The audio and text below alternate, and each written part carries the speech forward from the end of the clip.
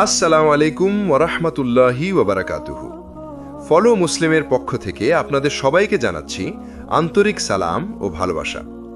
আজ আমরা কথা বলবো এমন এক বিষয় নিয়ে যেটা শুনলে আপনার মন শান্ত হয়ে যাবে, আশা ফিরে আসবে, আর আপনি হয়তো কেঁদে ফেলবেন আল্লাহর রহমত ভেবে। বিষয়টা হলো, আল্লাহ আপনার পরীক্ষা শেষ করতে চলেছেন। 3টি লক্ষণ। প্রথমে ভাবুন, আমাদের জীবনে এমন সময় আসে যখন সবকিছু অন্ধকার মনে হয়। চাকরি নেই, সম্পর্ক ভেঙে গেছে, ব্যবসা ডুবে গেছে, দুঃখ যেন পিছু ছাড়ে না। আপনি নামাজ পড়েন, দোয়া করেন, তবুও কিছুই ঠিক হচ্ছে না। তখন মনে হয়, আল্লাহ কি আমাকে ভুলে গেছেন? না ভাই, আল্লাহ কখনো ভুলে যান না, বরং তখনই তিনি আপনাকে পরীক্ষা করছেন যেন আপনি আরো শক্তিশালী হন, আরো ঈমানদার হন, আর যেন আপনি আল্লাহ ছাড়া আর কারো দিকে না তাকান। আল্লাহ বলেন সূরা আল বাকারা আয়াত 286, আল্লাহ কাউকে তার সাধ্যের অতিরিক্ত বোঝা দেন না। অর্থাৎ আপনি এখন যে পরীক্ষায় আছেন, এই পরীক্ষা আপনার মাপে তৈরি। এটা আপনার ধ্বংসের জন্য নয়, বরং আপনার উন্নতির জন্য। আল্লাহ আপনার পরীক্ষা শেষ করতে চলেছেন। এই 3টি লক্ষণ কিভাবে বুঝবেন? এই লক্ষণগুলো জানলে আপনি বুঝবেন আল্লাহর সাহায্য একদম কাছেই আছে। আজ পার্ট 1-এ আমরা আলোচনা করব প্রথম লক্ষণটি বিস্তারিতভাবে। প্রথম লক্ষণ, যখন আপনি হার মানতে যাচ্ছেন, তখনই হঠাৎ আপনার ভিতরে সাবর বা ধৈর্য জন্ম নেয়। দেখুন ভাই, অনেক সময় আমরা এমন অবস্থায় পড়ে যাই যখন মনে হয় আর পারবো না, সবকিছু শেষ। কিন্তু ঠিক সেই মুহূর্তেই হঠাৎ অন্তরের ভেতর থেকে একটা শান্তি আসে। আপনি কাঁদেন, নামাজে মাথা রাখেন আর বলেন, ইয়া আল্লাহ, আমি আর পারছি না, এখন সব তোমার হাতে। এই মুহূর্তটাই আসলে পরীক্ষা শেষের সূচনা। কারণ যখন আপনি নিজের উপর ভরসা ছেড়ে দেন এবং সম্পূর্ণভাবে আল্লাহর উপর ভরসা রাখেন বা তাওয়াক্কুল, তখন আল্লাহ বলেন, যে আমার উপর ভরসা করে আমি তার জন্য যথেষ্ট। সূরা আত-তালাক 65:3। একজন দরিদ্র ব্যক্তি আল্লাহর পথে চলতে শুরু করলেন, নামাজে নিয়মিত, রোজা রাখেন, হারাম কাজ থেকে দূরে থাকেন, তবুও ব্যবসা চলছে না, টাকা নাই, পরিবারে কষ্ট। তিনি কাঁদলেন, বললেন, ইয়া আল্লাহ, কেন আমি এত কষ্টে? কিন্তু কিছুদিন পর যখন তিনি সেই কষ্টেও আলহামদুলিল্লাহ বলতে শিখে গেলেন, তখনই আল্লাহ তার রিজিকের দরজা খুলে দিলেন। ভাই, এটাই আল্লাহর নিয়ম। যখন মানুষ হার মানে কিন্তু আল্লাহর প্রতি আশা হারায় না, তখন আল্লাহ বলেন, এবার আমার রহমত সময় এসেছে। এই সময়টাকেই বলা যায় পরীক্ষা শেষ হওয়া প্রথম সিগন্যাল। আপনি কি জানেন, রাসূলুল্লাহ সাল্লাল্লাহু আলাইহি ওয়াসাল্লাম বলেছেন, যখন আল্লাহ কারো মঙ্গল চান, তখন তিনি তাকে পরীক্ষায় ফেলেন। সহিহ বুখারী। অর্থাৎ আপনি যদি পরীক্ষায় থাকেন, তার মানে আল্লাহ আপনাকে ভালোবাসেন, কারণ তিনি আপনাকে গড়ে তুলছেন। এবার নিজেকে প্রশ্ন করুন, আপনার জীবনে কি কখনো এমন হয়েছে যে আপনি ভেবেছেন সব শেষ, কিন্তু তারপর কোনো না কোনোভাবে রাস্তা খুলে গেছে? এটাই সেই মুহূর্ত যখন আল্লাহ বলেন, আমি তোমার সাথে আছি। একটু হৃদয় ছোঁয়া সত্য, আপনি যত কষ্টে আছেন, আল্লাহ তত কাছাকাছি। কারণ কষ্টে না পড়লে মানুষ আল্লাহকে ডাকে না। তাই যদি আপনি এখন দোয়া করছেন, কাঁদছেন, নামাজে মনোযোগ দিচ্ছেন, তাহলে বুঝে নিন আল্লাহ আপনাকে পরীক্ষা থেকে বের করে আনার জন্য প্রস্তুতি নিচ্ছেন। প্রথম লক্ষণ, যখন আপনি হাল ছেড়ে দিতে চান কিন্তু ভিতর থেকে ধৈর্য আর আল্লাহর উপর ভরসা ফিরে আসে, তখন বুঝবেন আল্লাহর পরীক্ষা শেষ হতে চলেছে। এটাই প্রথম আলামত। যে মানুষ আল্লাহর উপর ভরসা রাখে, সে কখনো হারায় না, বরং তার হারানো জিনিস একদিন আল্লাহর রহমতে ফিরে আসে। দ্বিতীয় লক্ষণ, যখন আপনার জীবনে অপ্রত্যাশিত শান্তি ও সহজতা আসতে শুরু করে। ভাবুন একবার, কতদিন আপনি চিন্তায় ছিলেন, ভয় পেয়েছেন, অনিদ্রায় কেটেছে রাতগুলো, প্রতিদিন শুধু ভেবেছেন এই কষ্ট কবে শেষ হবে। কিন্তু একদিন হঠাৎ যেন হৃদয়ে একটা শান্তি চলে আসে। আপনি বুঝতে পারেন না কেন, কিন্তু মনে হয় সব ঠিক হয়ে যাবে ইনশাআল্লাহ।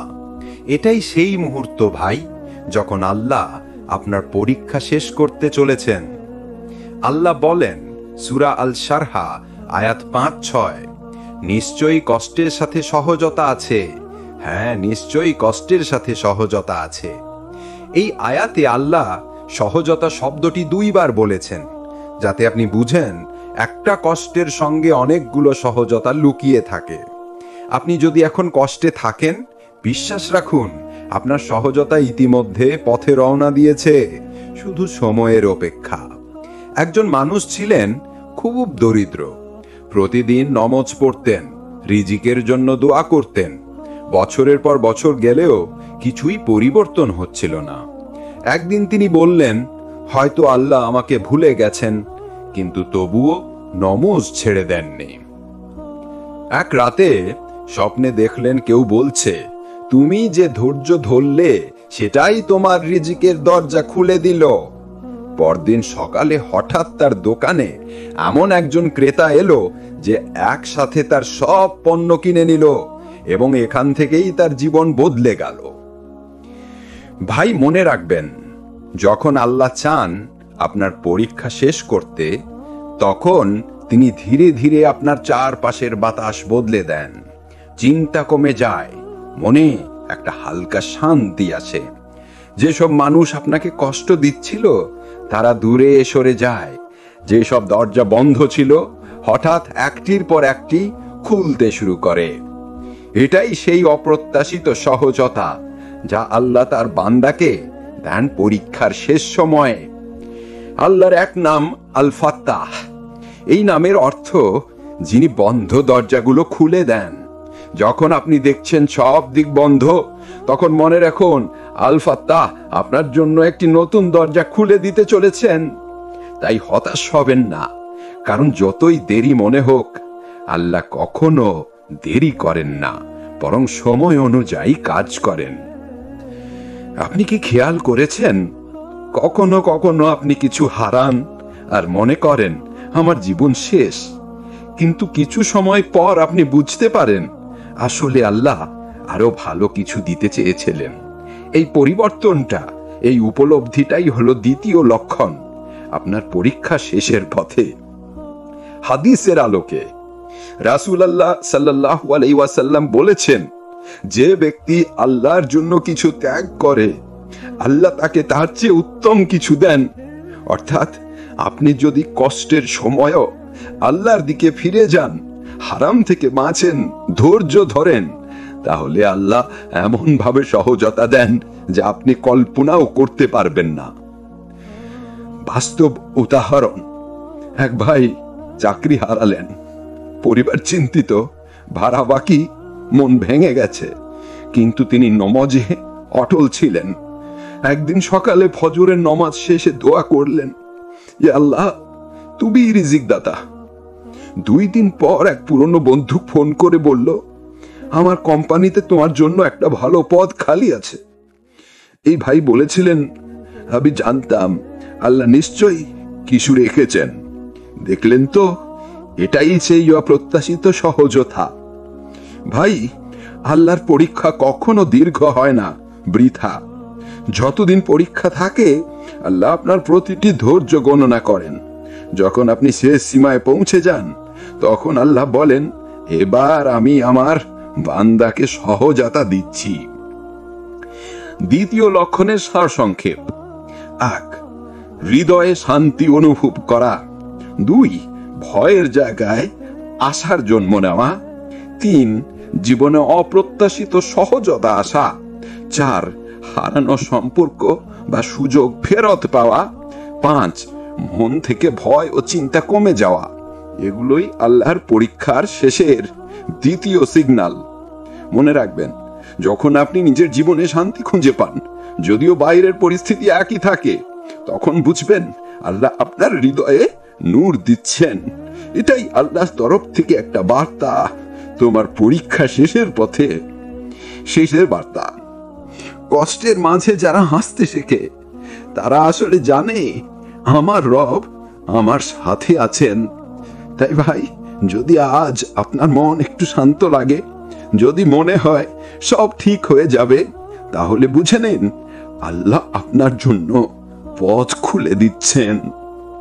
প্রথমে একটি প্রশ্ন: আপনি কি কখনো এমন দোয়া করেছেন যেটা আপনি ভেবেছিলেন আল্লাহ হয়তো কবুল করেননি? বছরের পর বছর কেটে গেছে, আপনি হয়তো ভুলেও গেছেন সে দোয়ার কথা, কিন্তু একদিন হঠাৎ কিছু এমন ঘটে গেল যা দেখে আপনি বললেন, সুবহান আল্লাহ, আমি তো একসময় এটা চেয়েছিলাম। এটাই সেই সময় ভাই, যখন আল্লাহ আপনার পরীক্ষা শেষ করে দিচ্ছেন। কারণ তিনি এখন আপনাকে সেই জিনিস দিচ্ছেন যেটার জন্য আপনি একসময় কেঁদেছিলেন। আল্লাহ বলেন সূরা গাফিরের 70-এ, তোমরা আমাকে ডাকো, আমি তোমাদের ডাক শুনে সাড়া দেব। আপনি যখন দোয়া করেছিলেন আল্লাহ তখনই শুনেছিলেন, কিন্তু তিনি বিলম্ব করেছিলেন কারণ তিনি আপনাকে তৈরি করছিলেন সেই দোয়ার জন্য। কল্পনা করুন, আপনি আল্লাহকে বলেছিলেন, ইয়া আল্লাহ, আমাকে ভালো রিজিক দাও। আল্লাহ তখন আপনাকে কিছু হারাম উৎস বন্ধ করে দিলেন, আপনি কষ্ট পেলেন, ভেবেছিলেন আল্লাহ রিজিক কমিয়ে দিলেন, কিন্তু বাস্তবে তিনি আপনাকে হারাম থেকে বাঁচিয়ে হালাল রিজিকের দরজা খুলে দেওয়ার প্রস্তুতি নিচ্ছিলেন। এটাই আল্লাহর পরিকল্পনা, দ্য ডিভাইন টাইমিং। তিনি দেন তখনই যখন আপনি দেওয়ার যোগ্য হয়ে যান। একজন বোন 5 বছর ধরে একটি দোয়া করছিলেন, ইয়া আল্লাহ, আমাকে এমন একজন জীবনসঙ্গী দাও যিনি আমাকে জান্নাতের পথে নিয়ে যাবেন। বছরের পর বছর কেটে গেল, বিয়ে হচ্ছে না, প্রস্তাব আসলো মানানসই নয়, কিন্তু তিনি নামাজ, দোয়া, ধৈর্য সব বজায় রাখলেন। একদিন মসজিদের এক ইসলামী অনুষ্ঠানে একজন মানুষের সাথে পরিচয় হলো যিনি তার মতোই ইসলাম ভালোবাসতেন। আজ তারা একসাথে ইসলাম শেখাচ্ছেন শিশুদের। তিনি বলেন, আমি বুঝেছি আল্লাহ কখনো না বলেননি, তিনি শুধু বলেছিলেন অপেক্ষা করো, আমি আরো ভালো কিছু রেখেছি। ভাই, এটাই তৃতীয় লক্ষণ। যখন আপনি হঠাৎ পুরনো দোয়ার ফল দেখতে পান, যখন আপনি বুঝতে পারেন যা কিছু এক সময় আপনাকে ভেঙে দিয়েছিল তাই আজ আপনাকে গড়ে তুলেছে, তখন বুঝবেন আল্লাহ বলছেন তোমার পরীক্ষা শেষ। আল্লাহ পরিকল্পনা সবসময় নিখুঁত। আমরা ভাবি কেন আমার দোয়া কবুল হয় না, কিন্তু আল্লাহ জানেন যদি আপনি তখনই পান আপনি হয়তো তা সামলাতে পারবেন না। তাই তিনি বলেন, আমি যখন চাই তখন দিই, আর যা দিই তা তোমার জন্য শ্রেষ্ঠ। নবী আইয়ুব আলাইহিস সালামের উদাহরণ, তিনি 18 বছর অসুস্থ ছিলেন, শরীরে ঘা, পরিবারে ছেড়ে গেছে, সম্পদও নেই। তবুও তিনি বলেননি ইয়া আল্লাহ আমি ক্লান্ত, বরং বলেছিলেন ইয়া আল্লাহ তুমি দয়ালু, আমি তোমার সাহায্য চাই। আর যখন পরীক্ষা শেষ হলো আল্লাহ তাকে আগের চেয়েও বেশি সুস্থতা ও সম্পদ দিলেন। এই কাহিনী আমাদের শেখায় ধৈর্য যত দীর্ঘ হয় ফল তত মিষ্টি হয়। ভাই, একটা সময় আসে যখন আপনি হঠাৎ দেখবেন যে দোয়া একসময় আপনি কাঁদতে কাঁদতে করেছিলেন আজ তা বাস্তব হয়ে গেছে। যে জায়গায় একসময় আপনি হেরেছিলেন আজ ঠিক সেই জায়গায় আপনি সফল। যে মানুষ একসময় আপনাকে তুচ্ছ করেছিল আজ সেই আপনার সফলতায় অবাক। এই সময়টা শুধু একটা বার্তা দেয়, তোমার রব তোমাকে ভুলে যাননি। আল্লাহ বলেন সূরা আদ-দুহাতে, তোমার রব তোমাকে পরিত্যাগ করেননি এবং তোমার প্রতি রুষ্ট হননি, এবং ভবিষ্যৎ তোমার জন্য অতীতের চেয়ে উত্তম হবে। এই আয়াত শুধু নাবিজির জন্যই নয়, আমাদের প্রত্যেকের জন্য। যে এখন পরীক্ষার মধ্যে আছে সে যেন জানে আল্লাহ তাকে ভুলে যাননি। তৃতীয় লক্ষণের চিহ্নগুলো: 1. আপনি বুঝতে পারেন অতীতের ব্যর্থতা ছিল প্রয়োজনীয়। 2. আপনি আগের কষ্টে কৃতজ্ঞতা অনুভব করেন। 3. আপনি পুরনো দোয়ার ফল দেখতে শুরু করেন। 4. আপনি আগের তুলনায় শান্ত এবং দৃঢ় হয়ে যান। 5. আপনি বুঝতে পারেন যে আল্লাহ ছাড়া আর কেউ আমাকে বাঁচাতে পারেনি। এই সময়টাতেই আল্লাহ বলেন, তোমার পরীক্ষা শেষ, এখন পুরস্কারের পালা। যখন আপনি কেঁদেছিলেন আল্লাহ শুনেছিলেন, যখন আপনি চুপ ছিলেন আল্লাহ জানতেন, যখন আপনি ক্লান্ত ছিলেন আল্লাহ আপনাকে শক্তি দিচ্ছিলেন, এবং আজ যখন আপনি হঠাৎ শান্তি অনুভব করছেন এটাই আল্লাহর রেসপন্স। তুমি পারলে, এখন আমি তোমাকে পুরস্কৃত করছি।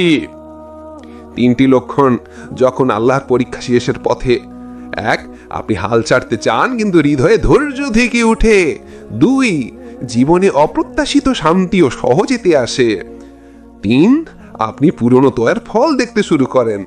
এই 3টি লক্ষণ যদি আপনার জীবনে দেখা দেয় তাহলে বুঝে নিন আপনার রব আপনার পাশে আছেন আর আপনার পরীক্ষা শেষের পথে।